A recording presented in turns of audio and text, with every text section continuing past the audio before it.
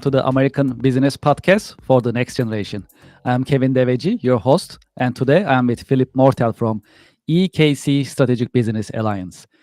Phil, welcome to the podcast. Thank you for having me. Glad to be here. Excited to be here. My pleasure. My pleasure. It's a great day for a Friday. It's sunny. It's nice. So let's have our conversation together, and let's learn from you because our motto is knowledge is power, and let's learn from experts. So that's a great podcast in that sense. So we are excited to have you. Thank you very much.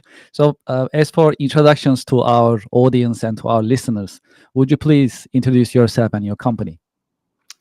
Absolutely. Yes. Happy Friday, and the weather is getting much better. Golf is on the horizon. So I'm Philip Mortel. I am the founder, co-founder, and business consultant here at AKC Strategic Business Alliance. And so how do I get into this? Where do I start? It was Yeah, how did you I start? came How into is the this story? world Yes. on a warm Sunday in August. No, I'm just I'm kidding. I I want to start with where I was. I went to Westchester University outside of Philadelphia, and that's where I studied finance. I studied accounting. I was a big numbers guy, and I've always been a big numbers guy. And then once I graduated was 2008, not a great time to graduate, especially in the finance world. And it was hard to get things going with the uncertainty of the market. So I kind of dipped back into other jobs, bartending, caddying, and things like that around the Philadelphia area. And over time, I knew I wanted to get back into the business world. So I took up a job in manufacturing. Technically, I was I worked sales for a distributor for a bunch of different manufacturers in the process industry, and that's kind of where my love for manufacturing started. And I think that we'll get into more of the topic today would be manufacturing related. So that was kind of where my love started. And I didn't know anything about engineering. I didn't go to school for engineering. I didn't know how certain things worked in the process industry. And as I started to learn and be involved in more of the day to day and sort of the process in the back, the backstage of some of these manufacturers, it was very, very interesting. And manufacturing is a heartbeat of America, and I think that getting to see that firsthand was really kind of hit home for me. And I was there for a couple years in sales, and I knew I left that, but I knew I wanted to kind of get back into it some way or another.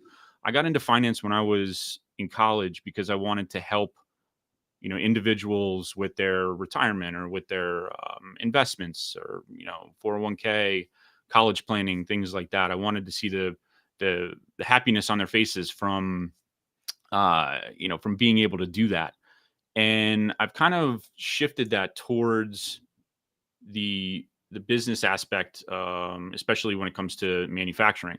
So it was about 4 or 5 years ago now. I started a business with my business partner, Ellis Chandler. He's on the individual planning side. So he handles investment management, college planning, 401k, kind of like what I wanted to get into. But we started kind of building the business side of our firm, and that's what it's grown into today as far as EKC Strategic Business Alliance is concerned. I've started to taken over that side of the business. I started to build out our partnerships, including with yours truly, with Kevin and American Workflows, and now we have the ability to offer cost reduction services to small to mid-size manufacturing, and it's been a blessing. And I think that we're continuously expanding, but and getting involved in some great projects, as we'll probably get into. But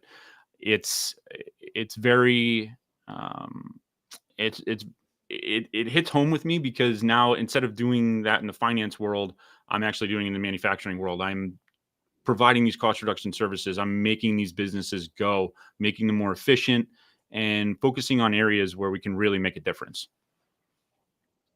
Absolutely. I mean, especially American manufacturing is the heart of the economy. I truly believe that, and I definitely share your passion in that sense. I was also checking the National Manufacturing Association's latest statistics actually a couple days ago. The contribution of American manufacturers to the economy is tremendous, and it's important. And definitely, I'm happy to have you in the podcast, and we can discuss U.S. manufacturing and how we are actually supporting their efforts to be more competitive in Mhm. global stage. Great. So, well, can you also share us in terms of how did you decide to choose your career, to decide, working with manufacturers, for example, and other career choices that you made? Going back to when I was working sales for that specific distributor, I don't think I don't think this career. I kind of chose this career. I think the career chose me in a sense. I was put into that position with not much knowledge at all of manufacturing or how it worked or the engineering side of things. And as I continued to grow in that space and my knowledge continued to grow in that space, that's where it kind of ended up. That's why I ended up here today. So when we built the company from where it was okay. We're going to provide a specific um, service right away, and it was mainly focused on tax benefits. And R&D, which is a great tax benefit, especially for manufacturers, and as well as a few others. But I knew that offering you know just that broad service of tax benefits was not what's going to make it in this in this industry. So I slowly built out our relationships, and now we offer a bunch of different services that focus on cost reduction within the manufacturing industry. So some of those services include are energy focused, both procurement and energy bill audits. We do offer, like I mentioned, R&D tax benefits. We focus on equipment management platforms, such as the one that you provide, and insurance as well as telecom. So anything that can really make a huge difference in in the bottom line for some of these manufacturers, especially some of the small ones who tend to struggle at times. Yes, absolutely. I mean, the sharing the knowledge with manufacturers about available resources, as well as how they can be cutting their operational cost in manufacturing is a great service, and that's much needed. Absolutely, absolutely. So this is a great session in that sense to learn from you. So well. I'm glad that you share your passion about manufacturing and how actually you chose your career. Can you also share the most challenging and exciting parts of your career with our audience?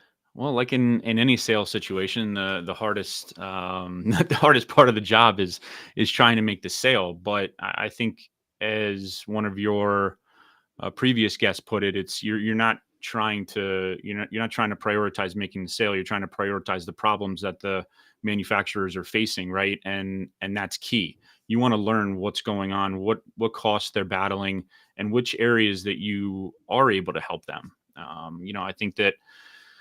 I think that manufacturing, they're focused on efficiency and cutting costs. So if you can be that solution for them, it's a huge deal, and that's given us the ability to grow. Yes, I actually it actually resembles kind of doctor-patient relationship, right? So you need to listen their challenges, issues, and then you like to come up with the solution that can address their challenges. So that is, I think, very exciting in that sense also. So well, same with manufacturing, also same in business world in general. So the hot topic nowadays is AI, right? So AI already in our business world, in our lives, we start using it in some form, and it's just gonna basically keep evolving. That's how it looks like it. So moving forward, what is your take in terms of AI, how it'll be changing our lives and business world as well as Mhm. manufacturing? I like to really get your Yeah. take in that sense. AI has obviously been the boom lately, and we use it every day. I use it as soon as I wake up. turn over, Mhm. talk, hey Alexa, what's the weather going to be like today? So I know how to dress going outside. I it's for use. It seems like it's more worldwide use, right? Or everyday use, right? And in all these processes that we're Mhm. trying to do, hey Alexa, what's gonna, how do I do this? How do I do this? Hey ChatGPT, how do I do this? What's going on? And that's key for manufacturing. I think moving forward, manufacturing, like I mentioned, more efficiency, cutting costs. Hey, how do we do that? How do we implement these systems to provide for better processes? And that's, I think AI is key to moving forward, especially in this certain, I guess, area of turnover, right?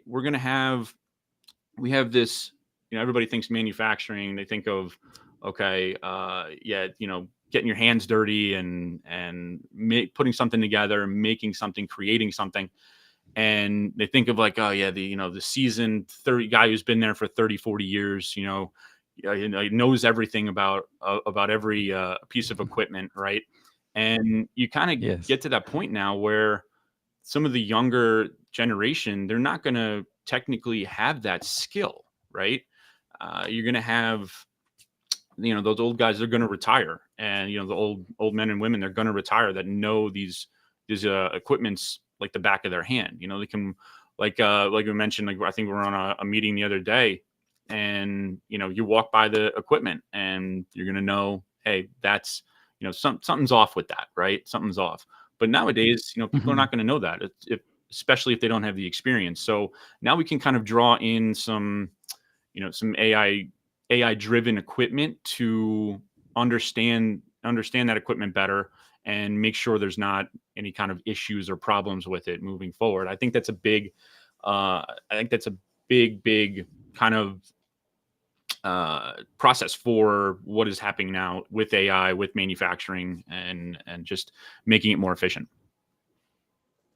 Yes, absolutely. That's really exciting. Do you think AI will replace some of the positions in the future? I mean, yes and no. I think there's certain positions that are kind of irreplaceable, even if it is AI. When it comes to manufacturing, but in with the way the world is evolving, I would say that AI might be able to take over in somewhere down the line, 20, 30, 40 years down the line. I can certainly see that. I hope that's not the case, because I still feel like a human touch on some of these processes, especially when it comes to equipment, is key. So we'll see how it Mhm. plays out. But I think that AI will have a big play in manufacturing somewhere down the line. Just not anytime soon. Yeah, that's definitely a fascinating conversation that we can really talk about it for day and night. That is for sure, and that is actually a common question. That's a big question in that sense, like whether AI will replace certain positions, how it will be. It looks like it's still up to humans in a way, how much we like to use AI, how further. So that remains to be seen. But that's a big question mark, and AI just keeps getting better, and that's the case. So as humans, we need to decide how much, how further we like to use AI moving forward. That's how it looks like it, but we'll definitely see that. Definitely, remains to be seen. Well, let's talk about predictions. So one of the actually insights that we get from our guests is predictions, right? So what is your prediction for the job market 2025 and beyond, as well as economy? So you just mentioned a couple of important points about manufacturing, about the talent acquisition and retention, right? So finding new talent, just like you mentioned, the previous generation, which they have a lot of experience. They are veterans of manufacturing, if you ask me, and they are retiring and they have that know-how, and they need to transfer it to the next generation, manufacturing professionals, and that's a challenge, filling those positions. And also keeping the talent working in the company. We like to motivate them, keep them in the manufacturing, and so on. Having said that and keeping it in mind, what is your prediction for 2025 and beyond for the economy as well as job market? Well, I think that even though even though AI is obviously slowly being implemented in certain situations, I think where certain employees can say, "Hey, write me a code for this or write me a code for that," kind of thing. I think that AI is going to have a big play in manufacturing just down the road. So, but as far as right now, as far as 2025 is concerned, yeah, okay, we're slowly in a decline with the market right now. That's fine. It's probably going to gear back up is my outlook and my hope for the rest of the year. I think that the job market, there's going to be hopefully some more manufacturing jobs coming back into the United States as promised. So hopefully that'll kind of gear up then it'll slowly kind of trickle down, right? The more manufacturing jobs needed. Now there's more manufacturing jobs needed. Now there's a play for, okay, well, we're going to need more manufacturing, classes and things like that in colleges. We're going to need more trade and engineering type classes in high schools and things like that. I remember when I grew up, or when I was in high school, a long time ago, we had those classes. We had those CAD classes. We had the engineering classes, electric classes, masonry, woodwork, all that kind of stuff.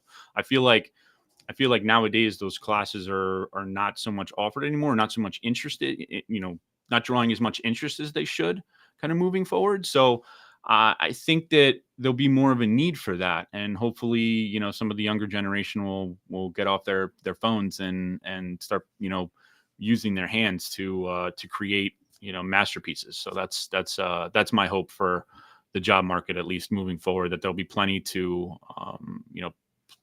for these students and things like that to be involved with. How about economy? What I is your think take? I think the economy continues to grow. I think as obviously we're fresh off a new presidency, so I'm not going to talk politics on a podcast at all, but I think that it looks promising from the start. Even though like I mentioned, the economy is taking a little bit of a dip right now. Great buying opportunity, So hopefully that keeps up the rest of the year, and then hopefully the rest of the term as well.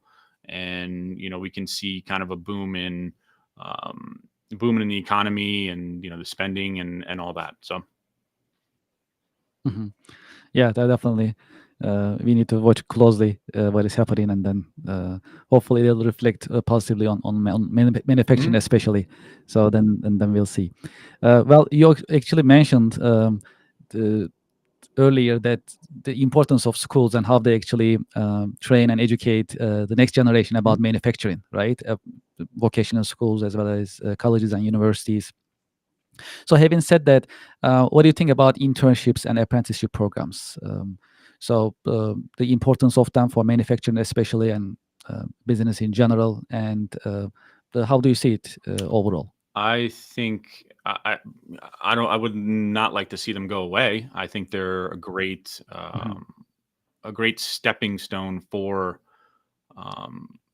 for students or for anybody who's trying to get into the manufacturing industry, right? I can kind of play this in a way because I'm a big NFL guy, okay? And I kind of relate this to rookie quarterbacks coming into the league, all right? And rookie quarterback coming into the league Yeah, I love the analogy. rookie Yes, quarterback that's coming great. into the league and getting thrown right into the fire has a low success rate, right? We've seen that. Some successes, yes, but a low success rate.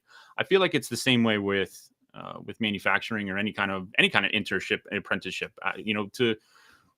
To bring out the success that the potential that they would have, I feel like an internship or apprenticeship is key to learning learning things or learning something and learning how it works before actually getting your hands dirty.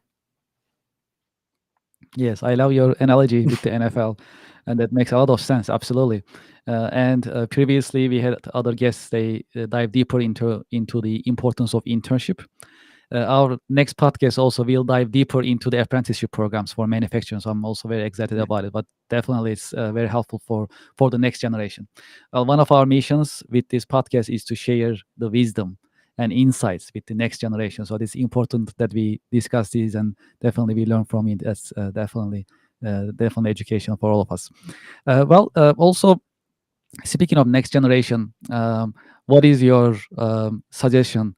What do you recommend them to do for them to decide for their career and further it? Because when we look at the next generation, they have different options in front of them. Also, in early age, in young age, they need to make serious decisions for their lives, so and careers as well. So any insights, any wisdom that you can share with the next generation for them to pick the right career for them as well as further in their career path? I'm not going to tell them what career they should choose, but I will give them some insight. I think that creating partnerships and relationships is key for anything you're going to get into. It's not always what you're providing, but it's how can you link certain people up and make that even better, right? I think that relationship, and I have a ton of relationships, and I think I owe all of my success to my relationships, especially in partnerships and things like that. And I think that just getting yourself immersed into those sort of things and listening and getting ideas and certain wisdom from other people is how you want to go about your career and the path that you want to choose. I think that creating relationships is a huge key to success. Yes, absolutely. Previous also, we discussed about the importance of networking, professional networking. Would you like to share any insights about networking? I go to as many networking events as I possibly can. It's all about meeting people, and you don't know if that specific person may need your service, but they may know somebody who needs your services, right? So they're always gonna you always want to get your name out there and provide the services that you're offering right to them. And to get that knowledge out there and to have it spread hopefully like a wildfire is what networking is kind of all about. And creating those partnerships with everybody else to not only better you but better them. And if you can all network and operate in one specific with one specific goal in mind, then you're going to be successful. Absolutely. These are really important insights. Thank you for sharing. So before we end our podcast, would you please share with our audience how they can get in touch with you? Yeah, of course.